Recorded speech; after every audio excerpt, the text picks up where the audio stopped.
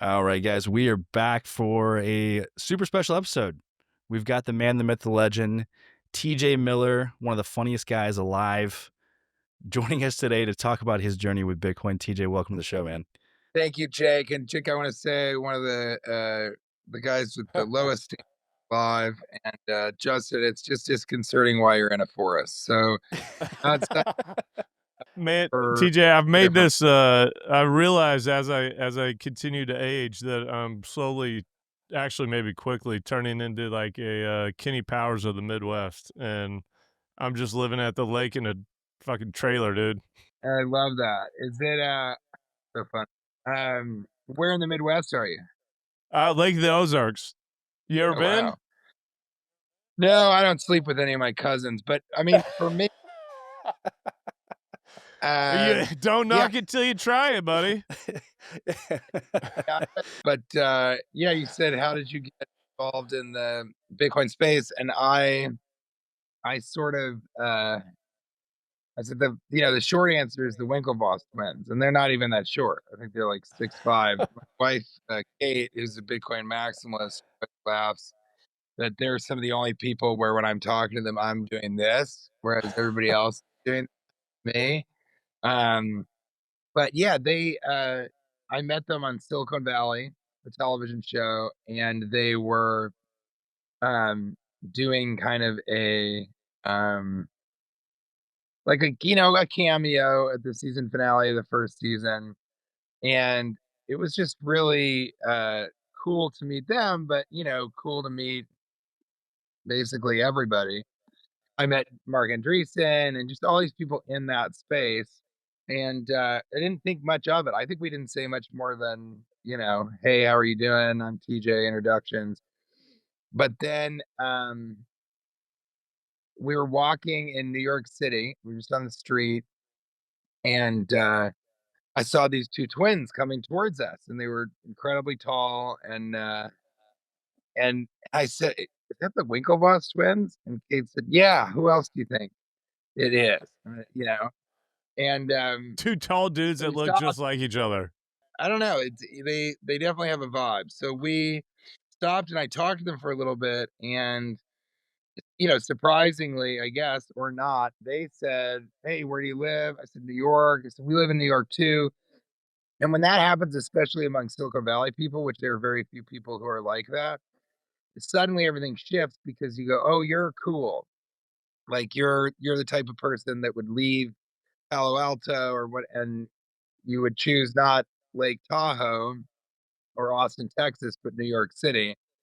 And so then they said, "Well, give us your phone number and maybe we can all hang out." And then we started hanging out, and we went to dinners, and Cameron's uh guitar teacher was in the orchestra for King Kong, so we saw King Kong on Broadway with them, and just funny stuff like that. And then I don't know, maybe the second dinner they said, "Well, we are, uh, yeah, what are you involved?" Well, we're sort of involved in Bitcoin, and this was like 2018, and Mm. I didn't really know a lot about it. I'd heard about it, and it was, now we all know the term orange pilled. But what I say is that they didn't really orange pill me. They just said, "Work on this thing in Bitcoin." And one of them or both said, "You should check it out." Kind of. It was just that. You should look into it. And I did, and then I just went down the rabbit hole. Because I thought if these guys, they're futurists, as I've told Tyler, um, if these guys are excited about this thing and working in this space, then it's definitely worth me checking out. Just like if Steven Spielberg tells you this is a movie he's been watching, then you watch that movie. Um, Yeah. so that was sort of the beginning of, as Michael Saylor says, my Bitcoin journey. But it was so cool. And one of the funniest things is I said to Cameron at one of our dinners, the Lambs Club, I turned around and go, "So I bet you don't want to explain blockchain to me. You probably heard that before." And he's like, "No, I do not." And during the pandemic, I kind of gave myself a master's in blockchain and cryptocurrency just by understanding it, not completely from a technological standpoint, but knowing enough about the tech to understand what I think is important, which now, and I was at the Bitcoin conference, I spoke about this, but just trying to help people to understand it, to see the use case scenarios, to not feel overwhelmed by it, and to not feel like it's this club for people that are, nerdy or not even like nerds. It's more like, I don't know. It's just, I think a lot of people see it as a club that's kind of out on the outskirts of society, and Yeah. it's that, and they think it's a scam or they think it's for drugs and stuff. And now as it's become more present in modern media and in the traditional media, um, and now as you know in TradFi too, what scares people off from learning about it is the volatility. And so then they think, well, this is bullshit, and I get people all the time come to me. It's so funny because we all know about this.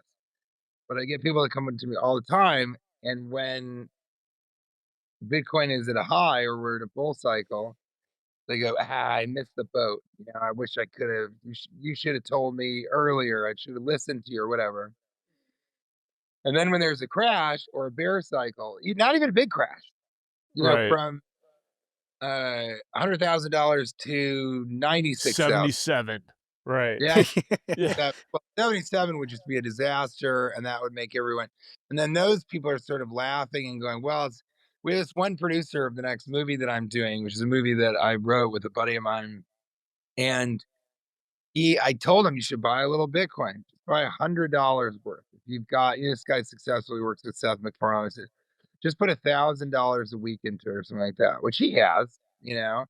Most of the people in some of the worlds that I traverse, they can afford to put $1,000 a week into Bitcoin, and that's $52,000 a year. Right. But you just Right. buy it and you don't sell it, right?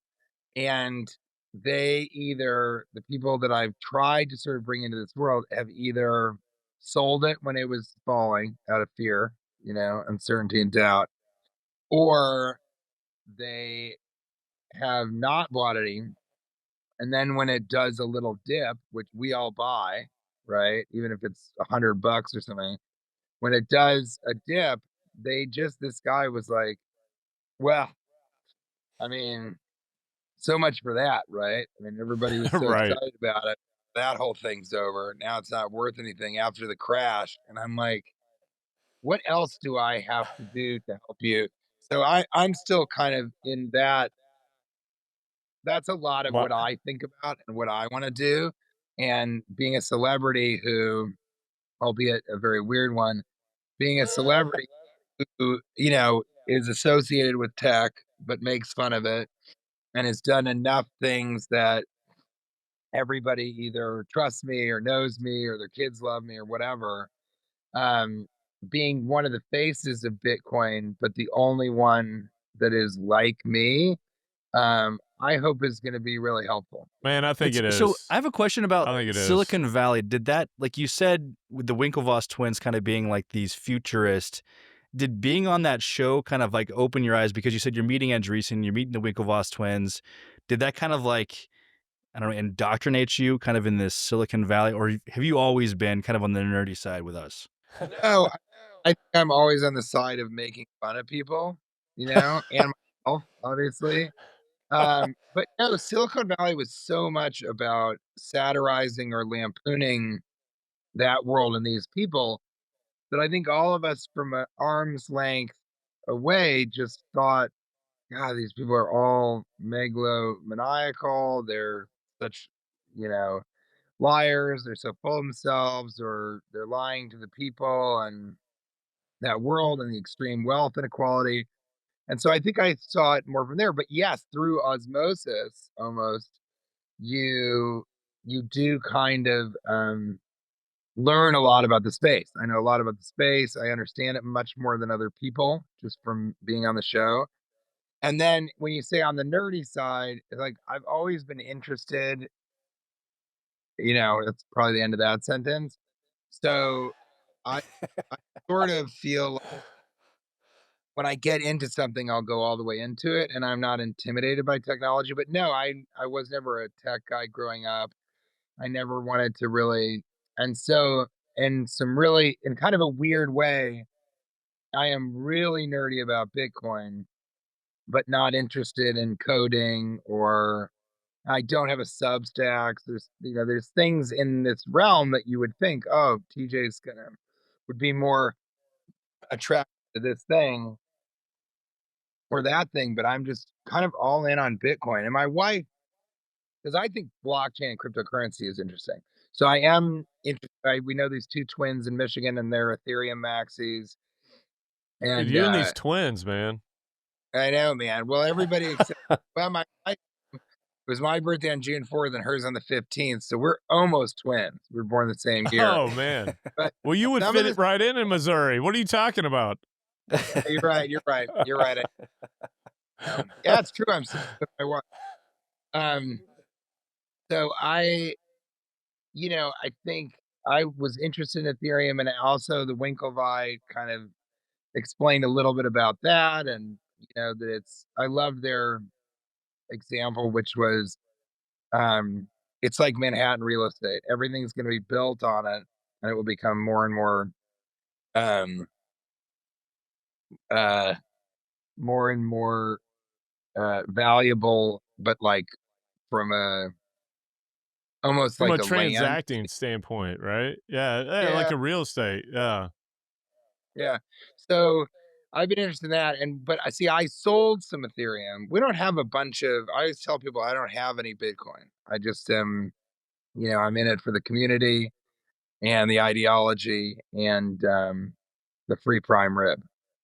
So that's a big part of what I do in That's what Nashville.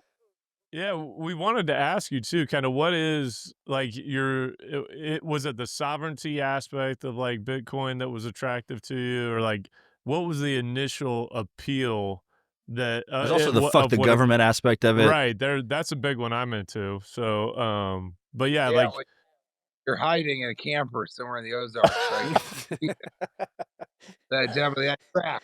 That's crack. yeah, I'm living it. Well, I like what you brought up in that but I would never sell Bitcoin. Um, but we sold some Ethereum because Ethereum does strike me as being closer to the idea of cash.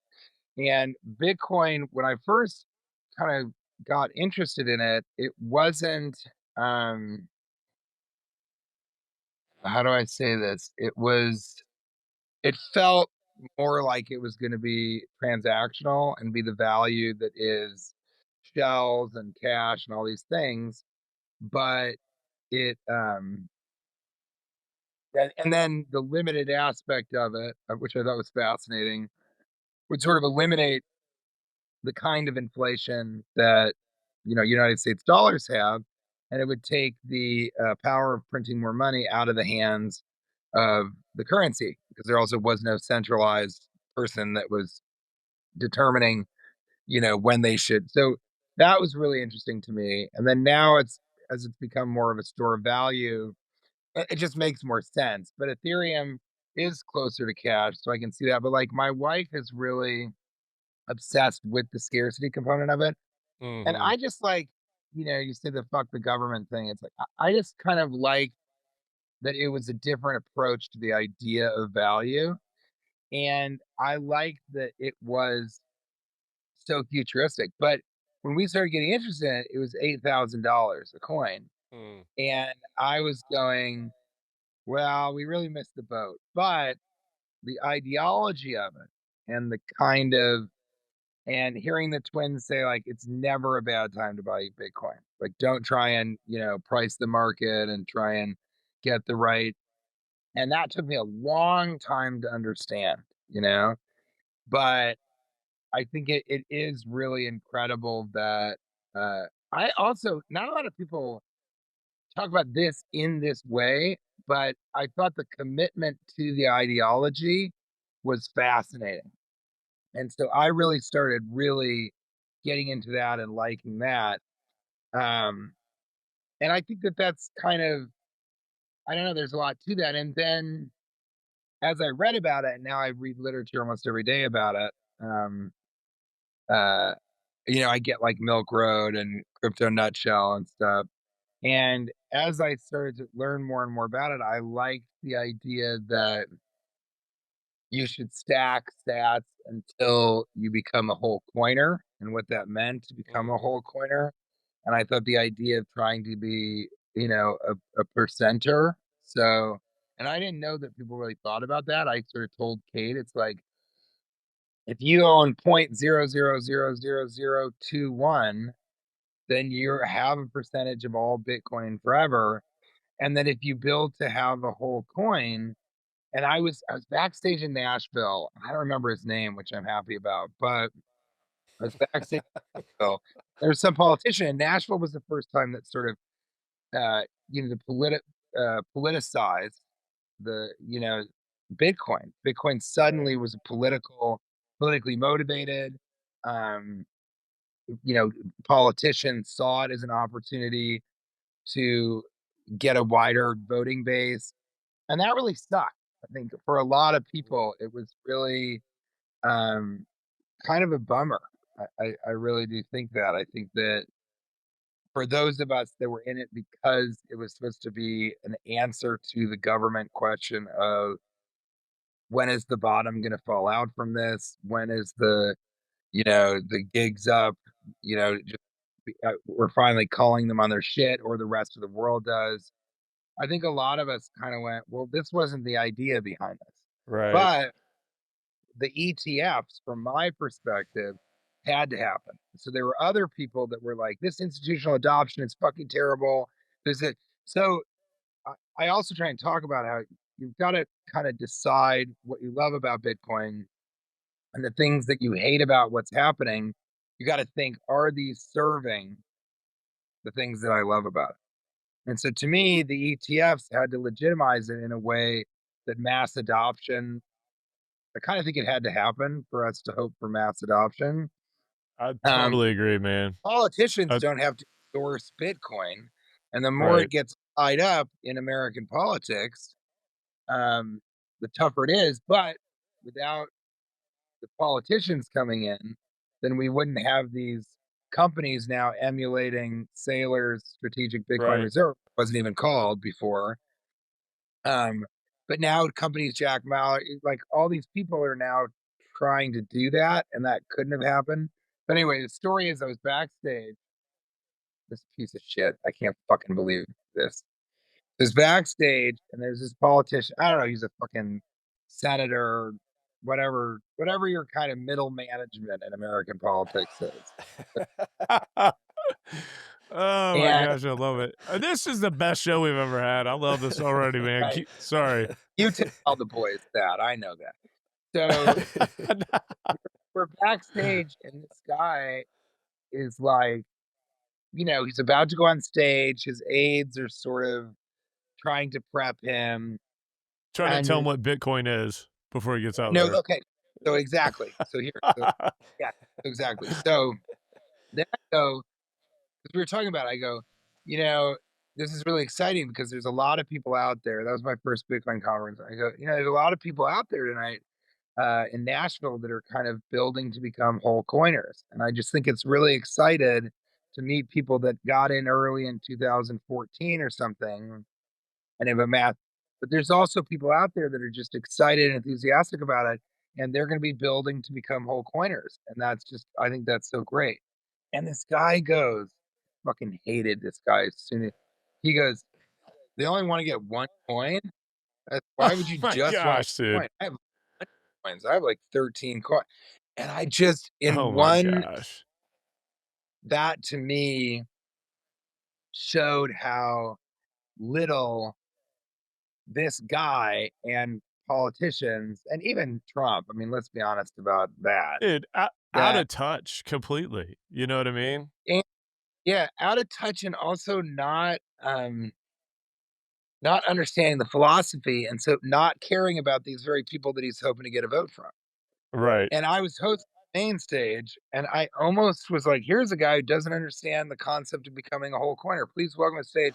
Because that would have put everybody in the room into a place where it's like, oh, he's a charlatan, right? Right.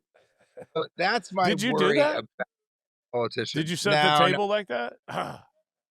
Because, Man. the other thing is that these guys are like, they're going to get washed out of this eventually because if they don't understand it and they just keep getting up there and saying talking points, then I think a Right. lot of Bitcoiners will go, but, everybody Bitcoin is hope.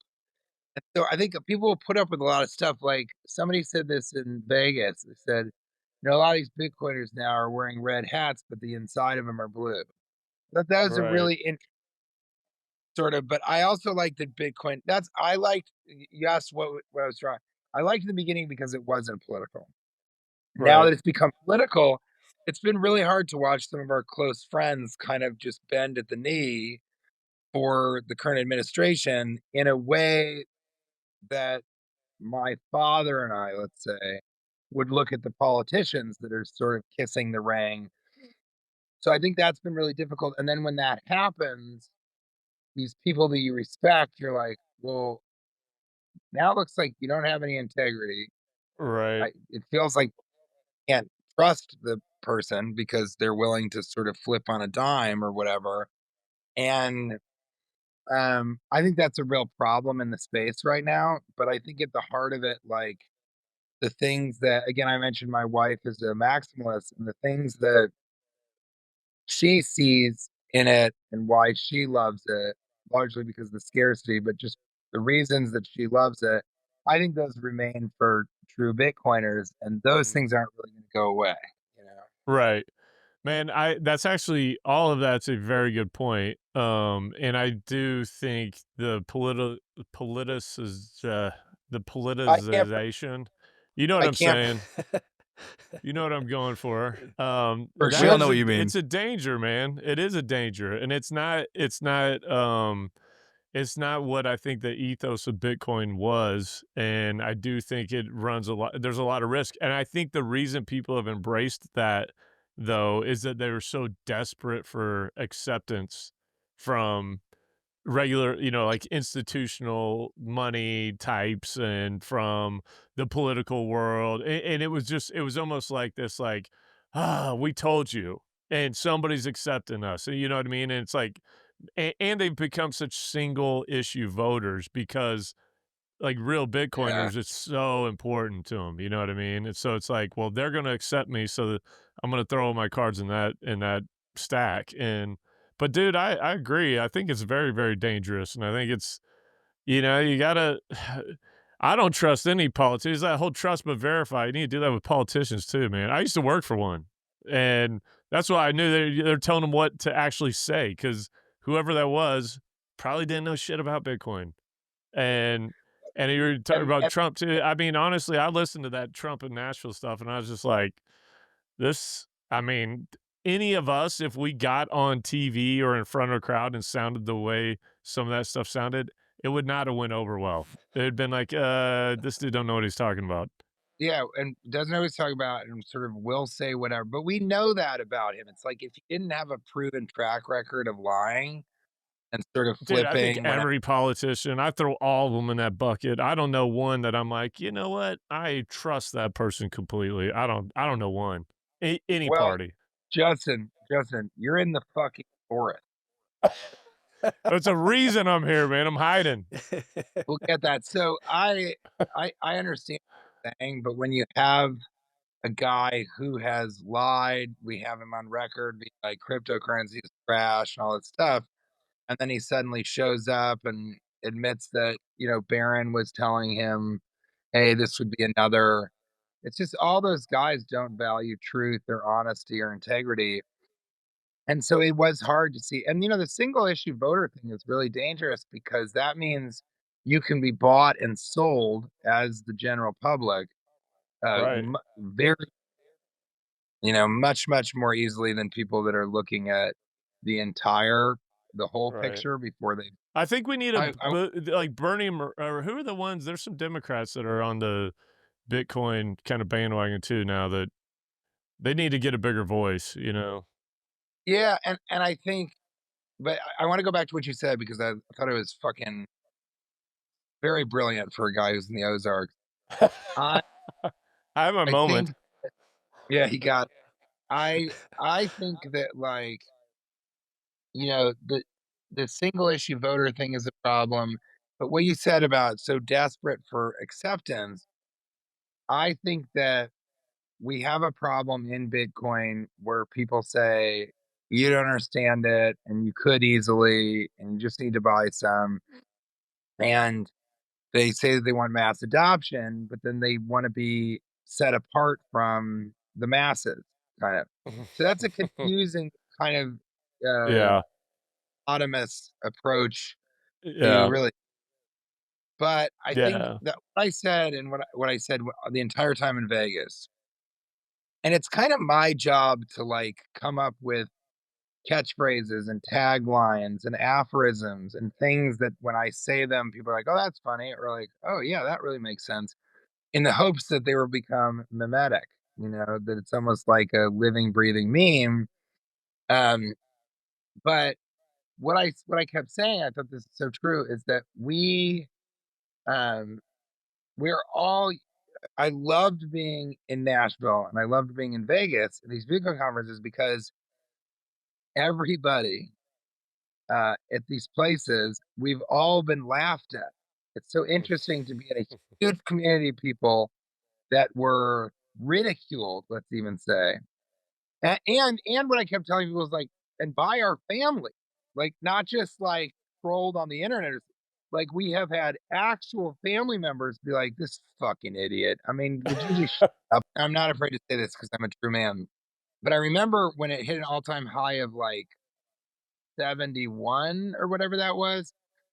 It had been in the gutter. It had gone all the way down to 16, I think, and just like been there at 24. And I was telling people at 55,000 to buy Bitcoin. And it had been so bad for so long that my family wouldn't talk to me about it. Like we had gone through years, but like it wasn't like, well, Bitcoin market. They just didn't bring it up because I think they thought, oh my God, TJ's lost. Because you never tell people how much Bitcoin you have. And again, I just don't even really have any. But I feel Neither like, do we. yeah, no one does. And so my feeling though about I don't know how to say it, but it's like it just I had for so all of us for so long had these people. They're like, wow, fucking fell into that trap. Really got fucked over.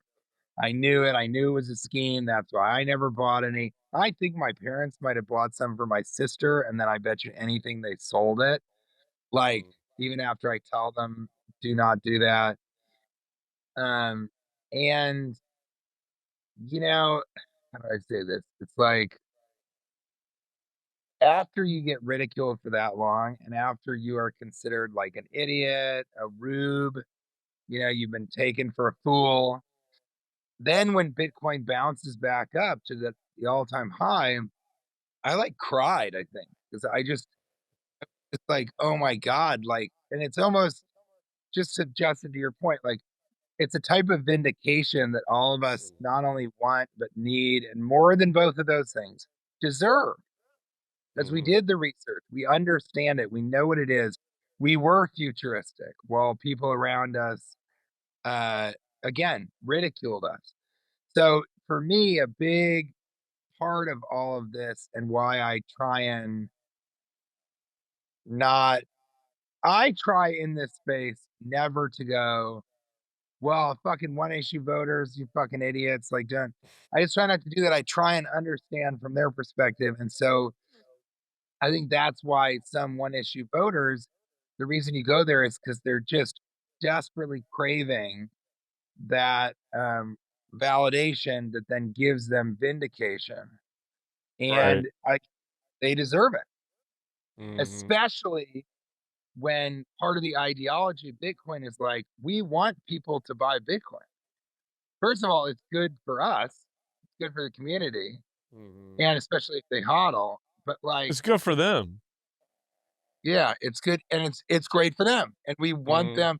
But there is this altruistic component of it that doesn't go away. It's within the backbone of the concept of Bitcoin. And so and it's apart from all these crypto things that are get rich quick. That are mhm. kind of from one of the best, but that do smell of XRP much more than something that is truly like real, and Bitcoiners are so funny when they consider everything else a meme coin because blockchain is the future. It's not, and the Bitcoin blockchain has some limitations that something like Solana, but then I hear about Solana and you think about it, you go, well, it's not, is it not just the Cardano of, so I'm not going to spend a ton of time on that on a Bitcoin podcast, but I think, you're right that not only are they desperate for that, like, that acceptance, they also deserve the vindication, uh, and so I think there's 2 things. So, Justin, I agree with that, and I don't agree with the fact that you're saying Jake kind of isn't, living up to his promise of who he would be on the podcast. I disagree with that. I don't know. Have you and Saylor become boys? Yeah. Yeah, he's been very I mean, I'm not, uh we're not texting daily to see what we had for lunch, but, I visited his villa, and that was so funny and Godfather-like when I went and I said, I don't wanna alienate myself from the Bitcoin community, but I have this project that I think is fantastic, but there's a token associated with it. And he sort of I mean, he's so wise, and he went, "Well, I mean, I think you gotta figure out if the tech works before you go into the project, so why don't you just see, you know, if the tech works, then you can take it from there." And so I went back and I was like, "Hey, do you wanna, you know, do some of the tech? Let's try." It was an AI project. It was gonna be so cool, where we were gonna do an AI version of me, not TJMiller.ai, and I was gonna Man, interact with it and compete with it and eventually have a podcast with it. I thought that was oh, that is so a great idea, actually. yeah, it's great, and they were gonna feed all but I said, "Let's see if the tech works," and they came back and were like, "Wow, we really gotta launch the token also." And then their tokens were gonna be my tokens were gonna be locked longer than theirs, like the Uh-huh. VC people. So then you kinda look at all that, and even my agents at CAA were like, "This could be an incredibly bad look." It was right I after would hockey, say. Yeah, and yeah, so dude, that was exactly what I was thinking of. That's like a rug pull and then dump it all on you. yeah, Yeah, yeah, because I'm the face of it and these people don't know it. right. It was cool because Saylor basically, without saying that, said, "Do this, and then you'll find out if it is that," you know? And, and, uh, and yeah, see, if I can't unlock my tokens and they do a rug pull, then I'm sort of like fucked because I'm the face of this thing. Right. And the media really likes to go after me. I'm sure you guys know. And they'll, by the they lie, and so they can balloon it out, and they can just do whatever they want to get the most clicks. And so it's that, and then also I wouldn't get any money. You know what I mean? Right. Because Yeah. Right. as they exit the token, it goes. I mean, we all. Yeah, they I don't freaking have to guys on meme coins, but it it was a really amazing thing that he did for me within the scope of that. And then he's just been really like cool, and I think he's very funny. So I think that's also an interesting thing when I kind of talk to him about how funny he is. It's different than somebody else, right, because right. I, Y Yeah, you're uh, a comedian. It's cool when a comedian tells you you're funny. I can say that about Jake, but whoever is the other host, I forget his name. It, yeah, it is cool, but it's also cool because it's like meeting your. I mean, I think we're all like this, but like I have watched so many podcast like appearances of his, and so many. And so it was kind of like meeting your, they say you never want to meet your heroes, but it's kind of like meeting this idol. He's really a messiah almost within the Bitcoin community because of Mhm. what he has done. And unfortunately, sorry to kid a lot about this, but unfortunately, in the Bitcoin community, there's some dark side shit, mostly actually in cryptocurrency. And then there's kind of the Jedi forces, and he's definitely more of an Obi-Wan Kenobi than Yeah. Vader, and I think that that's really, really neat. And I think he also helped me understand why some people in the space have reacted the way that they have to certain political forces. And I thought that was really cool too. And when we had a conversation in Nashville when we first met, it was really cool for him to sort of be like, look, well, these people don't have a choice in this thing. And he knew the way he talked about it was like, well, they really fucked up, or they but he was talking about it more like, look, the path that they took makes them vulnerable in this way. And I had the vision to take this path, and so I have less vulnerability in these terms. And so he's very Kate said, well, is he like mathematical? There's so much about math and all that stuff. And people ask like, where is he on the whole the The spectrum of it spectrum. all, everything. And I said, I don't think he's mathematical. I think it's geometric. I Mm. think he really sees things in this sort of, not with lines or numbers, but with like polygons and larger structures. And I think he thinks three-dimensionally.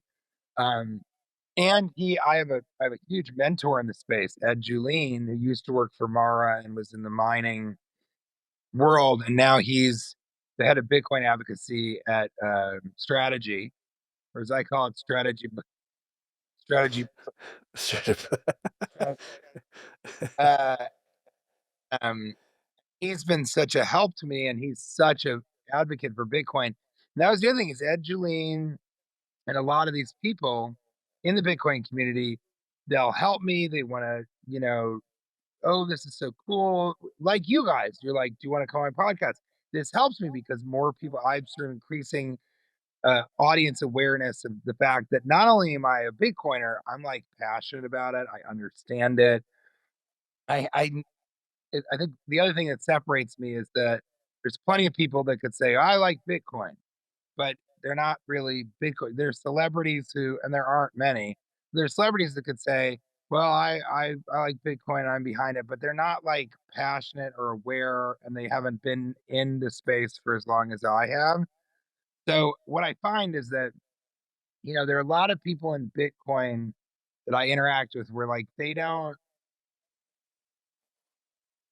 want something from me in the way that so many other people come to me and do. They just appreciate the ideology of it, feel a kinship to me, and really will go out of their way to help me without expecting something in return, or with a ulterior motive where they want to get this. And that's another thing that I really like, because I think it's almost built into the code. And I love the idea that you can really trust the trustless. And so there's a trust that Bitcoiners have with one another, because they are on the fringes of society and they have been in it for long enough, and they will stick by their principles. And they are. I have another thing, and then I do have to jump here in a second, but I have another thing that I love, and that's there are only two comedians, really just one, in New York City, and that's they have a lot of comedians. There's only one comedian that I know, this really funny black comic whose name is Dave Temple. And I only mention he's a black comic because it was so cool to find out that he like was into Bitcoin, was really behind it, wasn't going to sell it, saw the future, all this stuff. Then all these other white guys who you would think would be nerdy or get into it, funny to put, they just didn't understand it, so they don't care. And another guy owned Bitcoin, this comedian who's so funny. His name is Ryan Long. I love him. And I mean, he's Canadian, but we all have Forgive him. We forgive him. extra all that. No, but he said to me, forget where Bitcoin was. I feel like it was at 60 something maybe. And we were just talking, we were all drinking. It was at it was at like a fucking party at a club, And he goes, he was like, oh, I sold all my Bitcoin. And I was like, what? And he goes, yeah, I sold all of it. I just thought the market was getting a little frothy for my, so that is a very frothy market. And I was like, don't sell your Bitcoin. You're not supposed to like, it was a little frothy for me. And I just love that he kept saying frothy. What a weird approach to talking about anything. I'm not gonna lie, I've said that word. I like the girl, but she was a little frothy for my. So he sold it. That worst idea. That was the dumbest thing you can do. And then sure enough, like 3 months later, I was like, pretty frothy now, isn't it? But that's it. I didn't want to make fun of him in a pejorative way because that's not what we're about. But I did want to have a little vindication and say, look, Yeah. you just don't. And he goes, yeah, I really fucked up. You could see he just was like, now I can't get back in.